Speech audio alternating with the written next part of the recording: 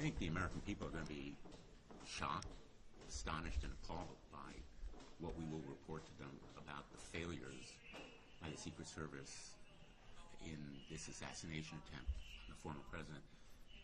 But I think they also ought to be appalled and astonished by the failure of the Department of Homeland Security to be more forthcoming, to be as candid and frank as it should be to them in terms of providing information.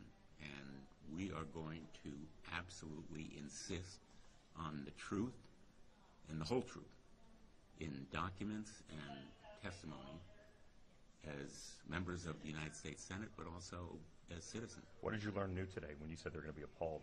What specifically? I'm not going to go into what we have learned in specifics. I'm giving you my reaction, and we will have a report very, very soon that I think will absolutely shock the American people, or it should, about the lapses and lags in the protection that was afforded that day and the breakdown in communication, failure and responsibility. Is that report coming today or tomorrow? I'm sorry? Is that report coming out tonight or tomorrow? No. Do you think, I mean, is there a level of urgency to get this information out as soon as possible because of the void that's being filled with conspiracy theories about what happened on that day? That is a really critical question. The failure of the Department of Homeland Security to be more forthcoming fuels the conspiracy theories that have no basis in fact. If government officials fail to be factual and forthcoming, the petri dish for the virus of untruth and conspiracy theories is made all the richer. We have an urgency, we have an imperative to get the facts and make them public, all of them, as soon as possible. I cannot say more passionately how urgent I feel this mission is, because the American people need and deserve to know the truth, even if it's embarrassing. Because the way to avoid these kinds of catastrophes in the future is to have the truth made known to Americans. To that end, do you feel the Secret Service has made the necessary adjustments immediately, given the fact that we are at the height of a presidential campaign with so many different protectees under their charge? I am satisfied that the Secret Service had made improvements that provide much stronger safeguards, and that it is knowledgeable about the lapses that occurred, the failures that contributed to this assassination attempt being as close to successful as it was. I think the procedures, the protocols, and the practices have been improved.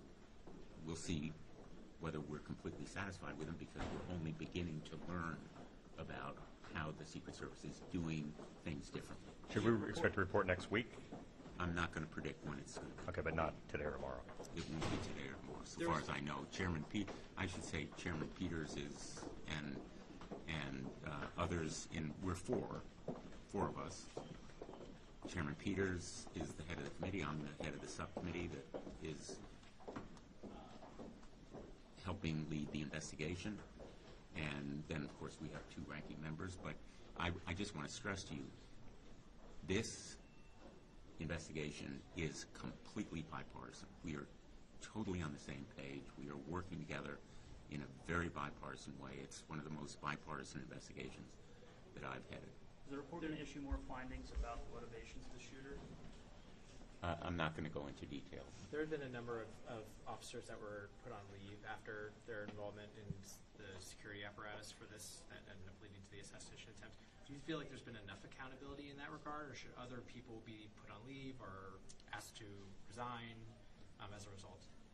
Unquestionably and indisputably, there needs to be more accountability. People need to be held responsible.